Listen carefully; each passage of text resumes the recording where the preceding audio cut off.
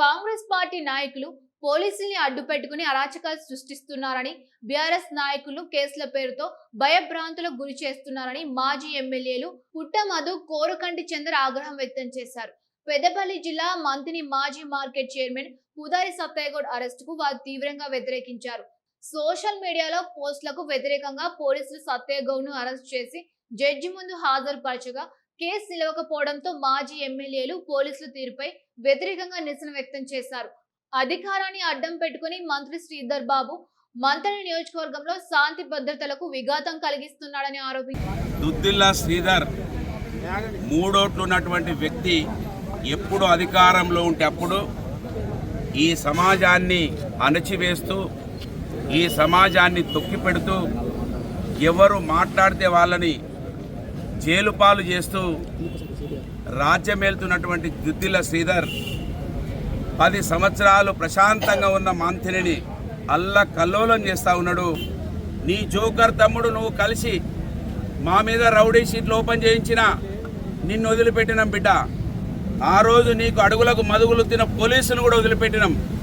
కానీ ఇప్పుడు రాబో రోజులలో నువ్వేళ మా పూదర్ సత్తిని రాత్రి 2 గంటలకు పట్టుకొచ్చినావు కదా, నిన్ను హైదరాబాద్ బొక్కలో జాక్కున్న నిన్ను, నీ జోకర్ తమ్ముడిని, నీకు ఇవాళ వంటగాగుతున్న పోలీసులని వదిలిపెట్టాని సందర్భంగా హెచ్చరిస్తా ఉన్నా. దుద్దిల్ల శ్రీధర్, నీ రాజ్యాంగం ఎక్కువ రోజులు నడవది. ఖచ్చితంగా ఇంకెక్కువ 2.5 సంవత్సరాలు. ఆ 2.5 సంవత్సరాల తర్వాత ఇదే రోడ్డు మీద నీ భార్య, నీ తల్లి కూడా ఈ రోడ్డు మీదకి వచ్చి ఏడ్చే రోజులను తీసుకొస్తాం. నీకు మా తల్లులు, మా భార్యలు, మా అక్క చెల్లెలు ఏడుస్తుంటే నీకు ఈ మట్టి సంబంధం లేదు, నీకు ఈ పేగు సంబంధం లేదు. నువ్వు ఓటు సంబంధంతో ఇక్కడ మా వాళ్ళను మాతోటే తగులాటలు పెట్టించింది. గౌన్లోళ్లకు, కాపోళ్ళకి ఎవరికి వాళ్లకు తగులాటలు పెట్టించి నువ్వు హైదరాబాద్లో మంటగాగుతున్నావు బిడ్డ. నీ జోకర్ తమ్ముని నేను తీసుకురాక తప్పదు. ఈరోజు రామగుండం కమిషనరేట్ పరిధిలో ఏం జరుగుతున్నది? బీఆర్ఎస్ పార్టీ నాయకులను, కార్యకర్తలను అక్రమ కేసులు పెట్టి భయాందోళనలకు గురి అయ్యేటువంటి రీతిలో ఇలా ఈ యొక్క పోలీసు యంత్రాంగం కాంగ్రెస్ కండువాలు వేసుకొని సిఐలు, ఎస్ఐలు తిరుగుతున్నట్టుగా అర్థమైపోయింది.